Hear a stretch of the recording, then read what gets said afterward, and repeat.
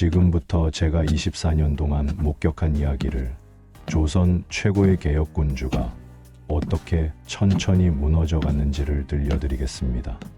24년 동안 저는 지켜봐 왔습니다. 전하께서 천천히 죽어가시는 걸 말이죠. 1800년 6월 25일 늦은 밤 침전문을 열었을 때 보았던 그 광경을 지금도 잊을 수가 없습니다. 전하의 이불이 온통 붉게 물들어 있었거든요. 24년 동안 전하를 모셔온 어이로서 저는 이미 알고 있었습니다. 이번은 다르다는 걸 말이죠. 전하의 온몸, 코, 눈꺼풀, 미간, 눈썹, 머리, 귀 밑, 턱까지 밤새 흘러나온 피고름이 때야 몇 개를 채울 만큼 바닥까지 흘렀죠. 저는 그 냄새를 맡는 순간 알았습니다. 피 비린내였거든요. 전하께서는 미약한 목소리로 말씀하셨습니다. 종기의 자리가 어떠한지 궁금해서 경들을 부른 것이다. 저는 그 순간 눈물을 참아야 했습니다. 그리고 아무것도 할 수 없었습니다. 3일 후 전하께서는 돌아가셨습니다. 그날 저는 깨달았습니다. 조선의 미래도 함께 죽었다는 걸 말이죠. 조선 왕조의 비밀 지라시. 처음 전하를 뵌 건 1776년 봄이었습니다. 25세의 젊은 왕, 눈빛만으로도 사람을 압도하는 분이셨죠. 할아버지 영조께서 아버지 사도세자를 뒤주에 가두어 죽이는 걸 목격하신 분이었습니다. 그 비극을 겪고도 무너지지 않으셨죠. 아니, 오히려 더 강해지셨습니다. 저에게 말씀하셨습니다. 나는 아버지와는 다른 왕이 되겠다. 이 나라를 바꾸겠다. 그리고 정말로 바꾸기 시작하셨습니다. 규장각을 세우셨습니다. 신분에 관계없이 인재를 뽑으셨죠. 서얼이든 중인이든 능력만 있으면 등용하셨습니다. 노론 대신들이 발끈했습니다. 전하, 이는 조종의 법도가 아니옵니다. 하지만 전하께서는 웃으며 말씀하셨습니다. 법도는 바꾸라고 있는 것이다. 그런데 바로 그해 여름이었습니다. 전하의 팔에 작은 부스럼이 생긴 게 말이죠. 저를 부르셨을 때 대수롭지 않게 여겼습니다. 이 정도야 금방 낫겠지. 치료했고 나았습니다. 하지만 이상한 예감이 들었습니다. 뭔가 시작된 것 같은 느낌이었죠. 다음 해의 여름 또 났습니다. 이번엔 달이었습니다. 또요? 전하께서 한숨을 쉬셨습니다.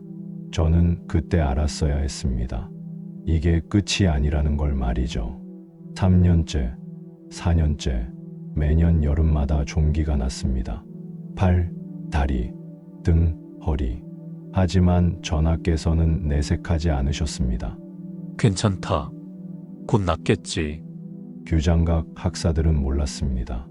매일 밤 전하께서 고통으로 신음하신다는 걸 말이죠. 1780년대에 들어서면서 뭔가 달라졌습니다.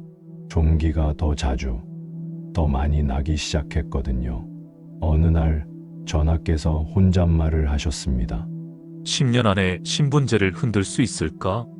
저는 그때 몰랐습니다. 전하께 10년이 없다는 걸 말이죠. 코에 났습니다. 제가 놀라서 물었죠. 전하, 얼굴에는. 전하께서 쓸쓸하게 웃으셨습니다. 이제 얼굴까지 오는구나. 눈꺼풀에 났고 미간에 났습니다. 여름만 되면 더 심해졌죠. 어느 날 제가 여쭤봤습니다. 전하, 골룡포를 조금 가볍게 하시면 어떻겠습니까? 땀이 너무 많이 나는 탓이라 생각되옵니다. 전하께서 고개를 저으셨습니다. 왕이 백성 앞에서 경박하게 보일 순 없다. 저는 알고 있었습니다. 동의보감에 적힌 대로 전하께서는 목욕을 꺼리신다는 것도 말이죠. 물이 몸에 해롭다고 하지 않았나? 할 말이 없었습니다. 의서에 그렇게 적혀 있었으니까요. 1790년대 상황은 더 나빠졌습니다. 머리에 났고 귀 밑에 났고 턱에 났습니다. 어떤 해는 10번이 넘게 종기가 났죠. 그런데 이상한 일이 있었습니다. 전하께서 종기 치료에 대해 저보다 더 많이 아셨던 겁니다. 의학서를 직접 정리하고 계셨거든요. 어느 날 저에게 물으셨습니다. 이 처방은 어떻게 생각하는가? 제가 본 것은 제 처방보다 나은 것이었습니다. 전하, 의학에 조예가 깊으십니다. 전하께서 쓸쓸하게 웃으셨습니다. 아이러니하지 않은가? 남의 병은 고칠 수 있어도 내 병은 못 고치니 말이다. 그 말씀에 저는 아무 대답도 할 수 없었습니다. 전하께서는 알고 계셨습니다. 왜 종기가 나는지, 어떻게 해야 하는지. 하지만 할 수 없으셨던 겁니다. 왕은 골룡포를 벗을 수 없고, 책상을 떠날 수 없고, 개혁을 멈출 수 없었으니까요. 밤마다 전하의 침전을 지날 때면 들렸습니다. 신음소리가 말이죠. 하지만 아침이 되면 전하께서는 아무 일 없다는 듯 조회에 나오셨습니다. 오늘 논의할 안건은 목소리에 힘이 없었지만 아무도 눈치채지 못했습니다. 저만 알고 있었죠. 전하께서 밤새 한숨도 주무시지 못했다는 걸 말입니다. 1800년 6월 초 전하께서 저를 부르셨습니다. 또 났다. 이번엔 여러 곳이었습니다. 등, 허리, 엉덩이, 동시에 여러 곳에서 났던 겁니다. 제 얼굴이 굳었나 봅니다. 전하께서 물으셨죠. 심각한가? 거짓말을 할 수 없었습니다. 전하, 이번은 좀 다릅니다. 전하께서 한참을 창밖을 보시다가 말씀하셨습니다. 규장각 일은 잘 되고 있는가?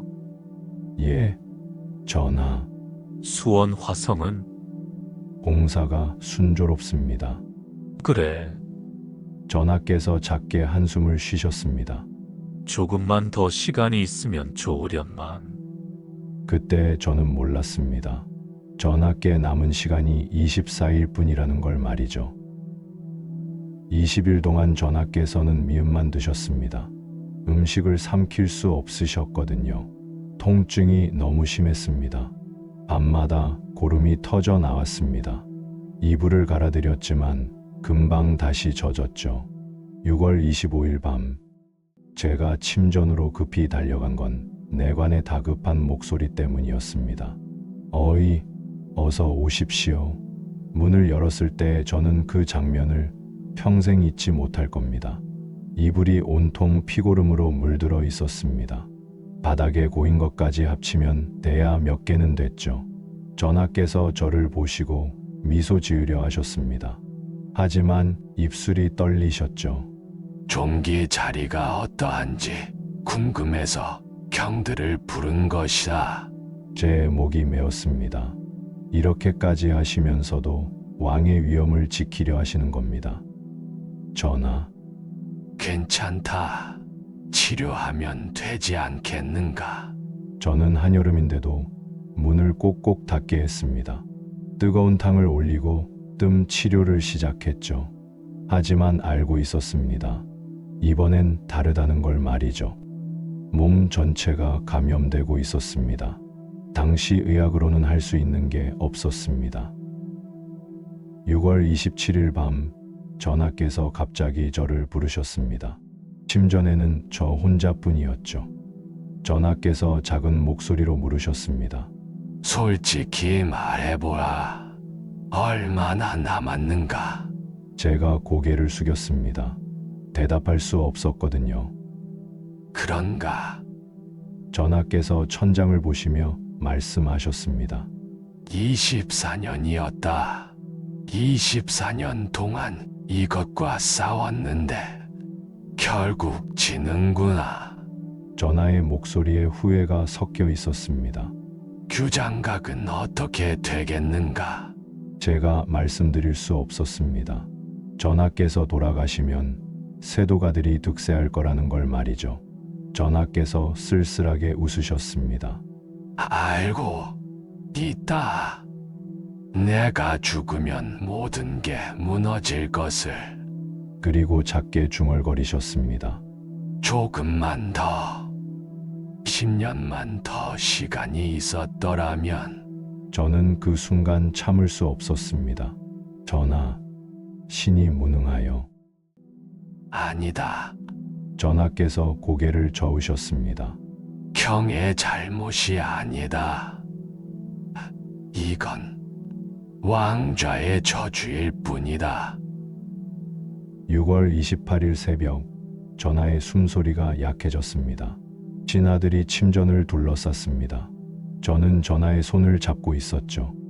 전하께서 마지막으로 눈을 뜨셨습니다. 뭔가 말씀하려 하셨지만 소리가 나오지 않았습니다. 그리고 조용히 눈을 감으셨습니다. 49세였습니다. 종기가 생긴 지 24일 만이었습니다. 왕위에 계신 지 24년 만이었죠. 저는 그날 밤 혼자 울었습니다. 24년 동안 전하를 모시며 알고 있었습니다. 전하께서 천천히 죽어가고 계셨다는 걸 말이죠. 하지만 아무것도 할 수 없었습니다. 그리고 제가 두려워했던 일이 벌어졌습니다. 전하께서 돌아가신 바로 다음 날부터 주장각이 흔들리기 시작했습니다. 세도가들이 움직였거든요. 규장각은 전하의 사적인 기구였다. 이제 정리해야 한다. 학사들이 하나둘 쫓겨났습니다. 정약용을 만났습니다. 그는 눈물을 흘리고 있었죠. 어의 어르신 전하께서 조금만 더 사셨더라면 우리의 계획들이 조선의 미래가 저는 아무 말도 할 수 없었습니다. 며칠 후 정약용은 유배를 갔습니다. 18년 동안 강진에 갇혀 지내야 했죠. 규장각은 텅 비었습니다. 그곳에 쌓여있던 개혁안들, 실학 연구들, 전하께서 밤새 고민하며 쓰신 글들, 모두 먼지만 쌓여갔습니다. 아무도 읽지 않았죠. 수원 화성 공사도 중단됐습니다. 상공업 육성 정책도 사라졌습니다. 그리고 세도 정치가 시작됐습니다. 안동 김씨, 풍양 조씨, 제가 본 것은 끔찍했습니다. 전하께서 그렇게 막으려 하셨던 것들이 하나씩 현실이 되는 걸 지켜봐야 했으니까요. 순조, 헌종, 철종, 3명의 왕이 60년 동안 아무것도 하지 못했습니다. 나라는 썩어갔습니다. 저는 가끔 생각합니다. 만약 그날 밤이 달랐다면 어땠을까? 만약 제게 지금의 의학 지식이 있었다면, 항생제라는 게 있었다면 전하께서는 사셨을 겁니다. 10년 더, 아니 20년 더 사셨을 거예요. 10년만 더 사셨어도 규장각은 뿌리를 내렸을 겁니다. 실학은 꽃을 피웠을 거예요. 정약용의 개혁안이 실행됐을 겁니다. 신분제가 흔들렸을 거고 상공업이 발달했을 겁니다. 그리고 60년간의 세도 정치는 없었을 겁니다. 하지만 모든 건 1800년 6월 28일에 끝났습니다. 전하께서 돌아가신 그날 조선의 미래도 함께 죽었습니다. 종기 때문이었습니다. 24년 동안 전하의 몸을 갉아먹은 작은 염증들 때문이었죠. 저는 평생 자책했습니다. 어이로서 전하를 구하지 못한 것에 대해서 말이죠. 하지만 나이가 들면서 깨달았습니다. 저의 잘못이 아니었다는 걸 말입니다. 당시 의학으로는 불가능한 싸움이었습니다. 세균이라는 게 있다는 것도 몰랐고, 소독 개념도 없었고, 항생제는 꿈도 꿀 수 없었죠. 전하께서 마지막 밤에 하신 말씀이 맞았습니다. 왕좌의 저주였던 겁니다. 왕이 되는 순간부터 시작되는 느린 죽음, 두꺼운 골룡포, 딱딱한 의자, 기름진 음식, 끝없는 스트레스, 그리고 운동도, 목욕도, 쉼도 없는 삶. 그게 전하를 죽였습니다. 문종 대왕도 그랬습니다. 3년만 더 사셨어도 단종을 구하셨을 텐데 종기로 돌아가셨죠. 효종 대왕도 그랬습니다. 북벌의 꿈을 안고 계셨는데 종기로 쓰러지셨습니다.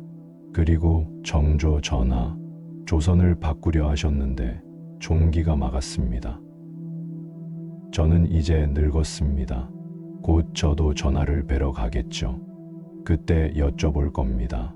전하, 후회하십니까? 아마 전하께서는 웃으시며 말씀하실 겁니다. 아니다. 할 수 있는 건 다 했다. 그게 전하셨으니까요. 하지만 저는 알고 있습니다. 전하께서 마지막 순간에 무슨 생각을 하셨는지 말이죠. 조금만 더 시간이 있었더라면 역사에 만약은 없습니다. 하지만 저는 평생 그 만약을 생각하며 살아왔습니다.